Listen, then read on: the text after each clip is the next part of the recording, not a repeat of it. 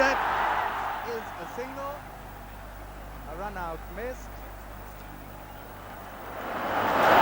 242, the last ball coming up. Pakistan require 4.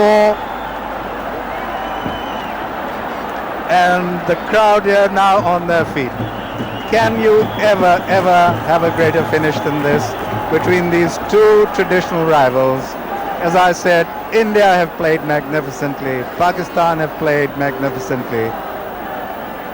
At this point, I would say win or lose is immaterial. The two players having a word with each other, and the crowd waiting patiently and anxiously for the last delivery of the match.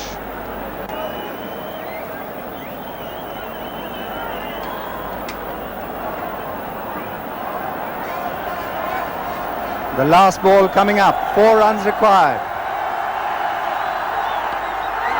And this is 6, and Pakistan have won. Unbelievable victory by Pakistan, and Javed Miandad, the hero of the moment. This is unbelievable.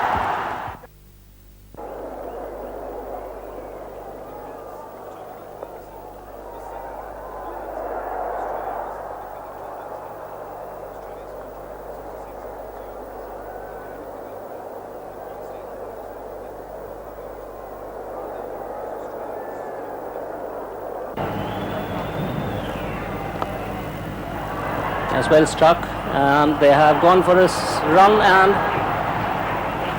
Dean Jones hits the wicket directly, and the match really coming to life.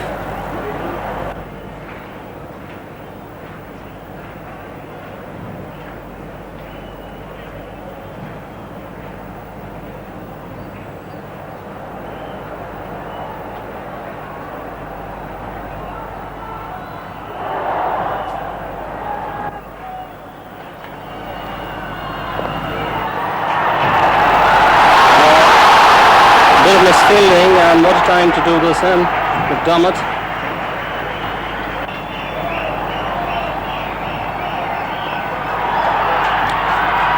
Could be a run out, yes.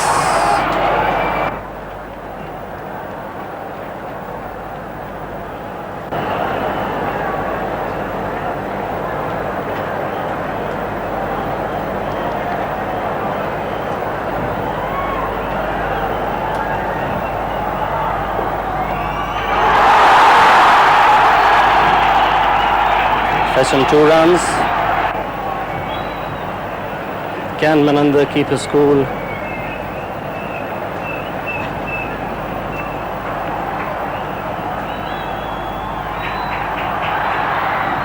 Can More keep his cool?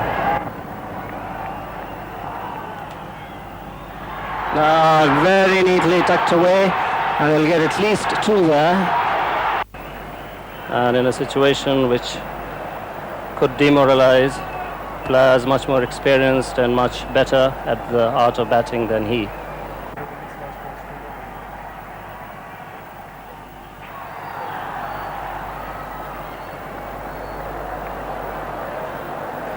Well, no runs crew of that ball, so 2 runs of the last 2 balls of the match.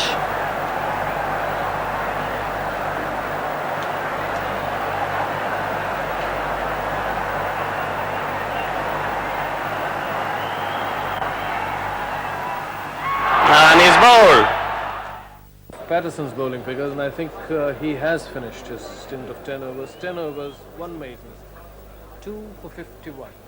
It's been a bit on the expensive side. He did come in for a bit of stick at the hands of Salim Yusuf, and it's Walsh going to bowl the last over.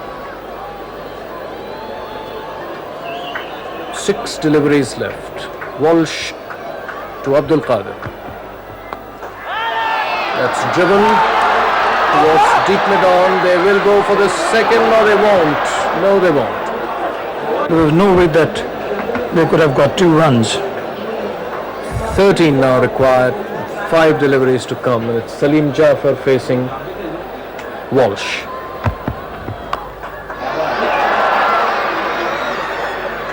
He didn't place that well. Towards cover, got one for that.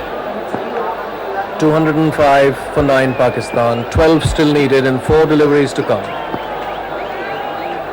Can he do it?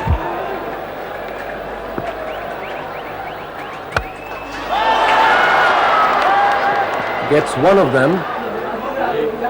Salim Jafar is game for a second and they are running it. No. They are home for 2.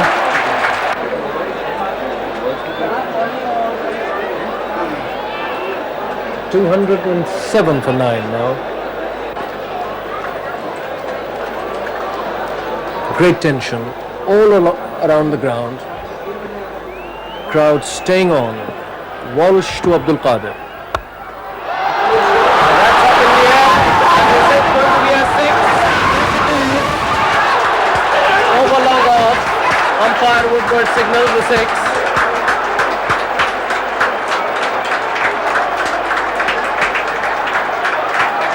$213. 3 to equalize, 4 to win. Walsh to Abdul Qadir.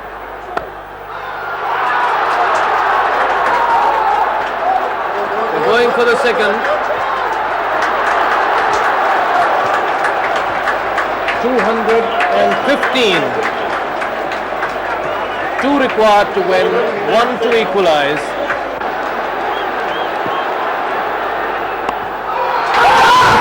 That's gone towards the third man boundary.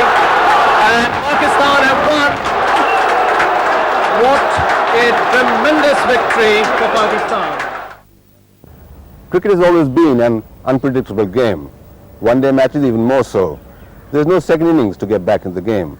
And a team performing brilliantly may feel it has the match in its bag until the opposition does even better. You now, and there the 2 Pakistan batsmen appear. Imran Khan towards us, and on his right, Mudassir Nazar. The Pakistan team requires 126 runs to win this match. They have 50 overs in which to do so, and the asking rate is 2.52 runs per over. Kapil Dev to Mohsin. Nice looking stroke onto the offside. He's run out. Direct throw. Marvellous piece of cricket there. Binny to Mudassir. Nice shot. Bisecting cover and wideish extra cover. They'll get 2. Binny to Mudassir. No ball. And that's driven away down towards deep extra cover. Madan Lal is after it and he doesn't get to it. 4 runs. 31 for 1 Pakistan. No ball. Once again tucked away down to deep mid wicket. That's going towards the boundary. And it beats the fielder. I must admit the ball has stopped moving. It only appears that way, of course, because what Pakistan got out of the pitch, India are failing to do that.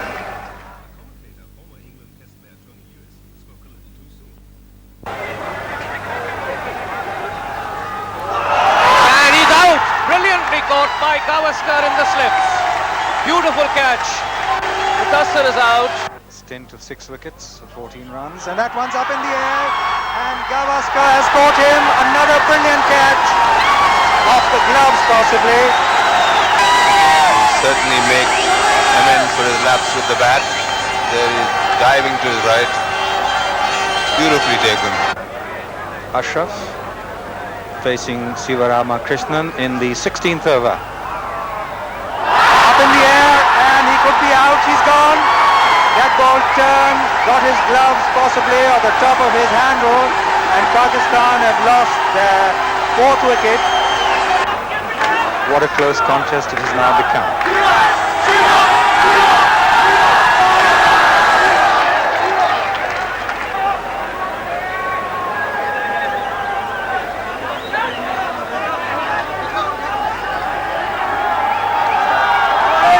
He's out!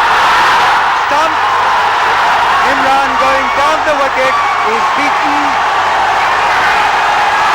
deceived in the air, And the 5th wicket is down. Imran out for no score. And the writing very much on the wall for Pakistan. The 16th over, the Indian spinner striking. Shastri now to Salim Malik.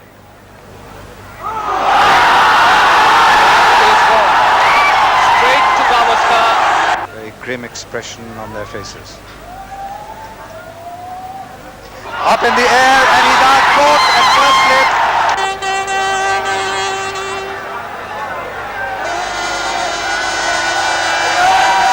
That's up in the air, he's going to be out caught behind, he's gone. The 8th wicket is gone. Into the very safe hands of Vishwanath. Up in the air, and he's gone. Caught and bowled by Madan Lal. Charged with emotion and great pride for their side. They're getting ready now for the celebrations. See the 2 slips there. Gavaskar, the man who's taken 4 catches. He bowled in, and India have won a fantastic, amazing, magnificent and deserving victory. With more and more close finishes, controversies increased. Gregg Chappel was at the centre of one. The finals of the World Series Cup stood at 1-1 when Australia met New Zealand at Melbourne on the 1st of February 1981. With 1 ball to go, New Zealand needed 6 runs to tie the match. What happened subsequently made cricketing history. On discussion. Well, it looks to me as if they're going to bowl underarm off the last ball. Rod Marsh is saying no, mate, but I'm sure he's going to bowl an underarm delivery on the last ball and bowl it along the ground and be sure that it has not been hit for 6. The umpires have been told, the batsmen have been told, and this is possibly a little bit disappointing. Let's make sure it is an underarm, but I've got the feeling, as an ex-Victorian skipper, we're going to bowl an underarm. We ever believed it? And that's a disappointing finish. Disappointed Brian McKechnie, the crowd boo. And it's all over. After 50 overs, New Zealand 8 for 229. Well, that's disappointing. Bruce Edgar saying, what's going on? But very disappointed, Bruce Edgar. At the moment, Howard coming onto the field. No wonder the New Zealanders are disappointed, and none of them more disappointed than their skipper, Geoffrey Howard. There he is now, talking with the 2 umpires Cronin and Weezer, and I know exactly the reason he's out there. He's played his cricket over in the United Kingdom with Surrey for a number of years, and the Benson and Hedges domestic competition there is a series of rules designed to make the game flow freely and to avoid incidents such as the one that happened here today. Now there is the relevant rule on page 2, and it says that no bowler shall be permitted to bowl underarm, and that's what Geoffrey Howard is out there talking to them about. It is not in the Australian Benson and Hedges World Series Cup rules because the administrators didn't put it in. I hope they put it in by tomorrow morning, otherwise there'll be a lot of criticism for what was a disgraceful performance out there today. I think it should never be permitted to happen again. We keep reading and hearing that the players are under a lot of pressure and that they're tired and jaded and perhaps their judgment and their skill is blunted. Well, perhaps they might advance that as an excuse for what happened out there today. Not with me, they don't. I think it was a very poor performance, one of the worst things I have ever seen done on a cricket field. Must be great tension out there. You can say it again. 12 runs have so far been scored in the last over.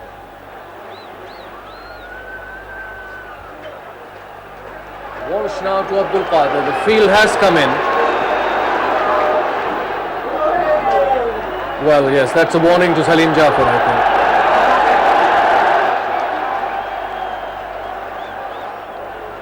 think. He says, next time I'll run your... That's a very good gesture. Yes, very good gesture. We've never played our cricket in that way, and it's we've had all forms of letter. I've had some calls as well saying, why shouldn't you run him out and things like that because he was cheating. No, I've never played cricket like that, and I would have felt a little bit sorry and sick in the end, if we had to use those particular measures to win a match. One-day cricket tightened up considerably over the years. With little difference between teams, captains fine-tuned their strategies. Field placings changed and new positions acquired importance. And to squeeze success from thin margins, captains resorted to strange innovations.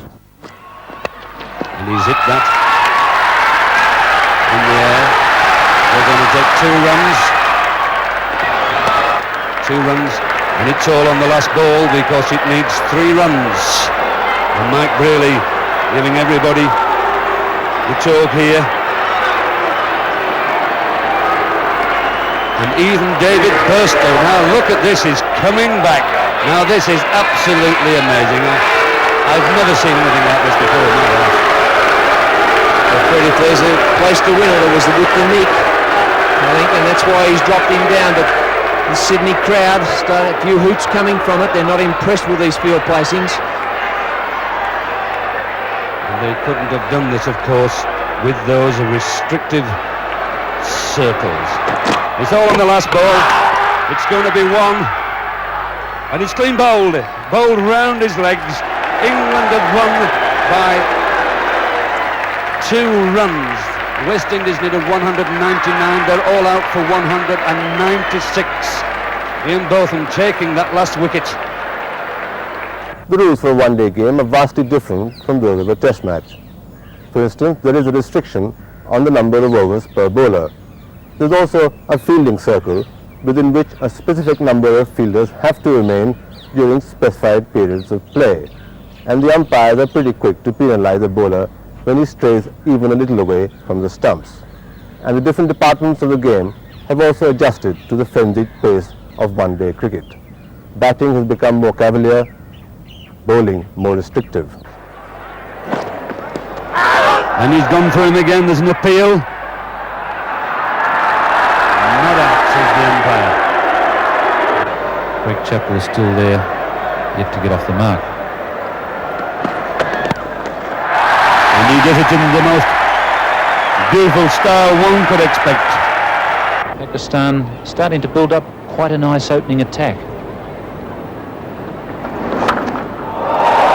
Graham really going after that one. And that's over the fence. What a good hit.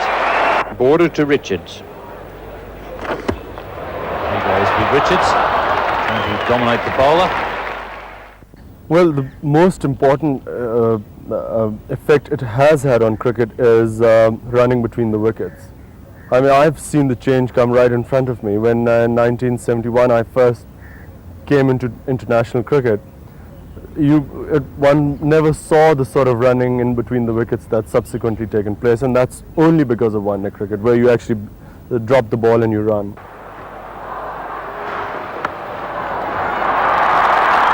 And that's his 50. Joel Garner coming into Len Pascoe. They're going for it, they'll have to hurry, misses the stumps. The other thing is fielding. The vast improvement in fielding has just been incredible. All you have to do is see some of the old cassettes of teams playing in the 50s and 40s, and you just notice the difference, the improvement in fielding standards. It's in the air again. What a magnificent catch! That man, Derek Randall. What a catch! You just can't keep him out of the game, can you? What a poor over catch. Andy Roberts just chipping it away on the onside. We see Derek Randall diving not only sideways but behind him and crashing to the ground. Embry. Oh, and what a magnificent catch. A one-hander. That's got to be a Shell Ultra Classic catch. He took a blinder to get rid of Alan Border in the test match. That was something else. He judged it perfectly for a moment or two, and then suddenly the ball was going over his head and would have bounced just in front of the pickets. Marvellous catch. The charge is in the air, and he's caught it. What a magnificent catch! That could be the catch of the year.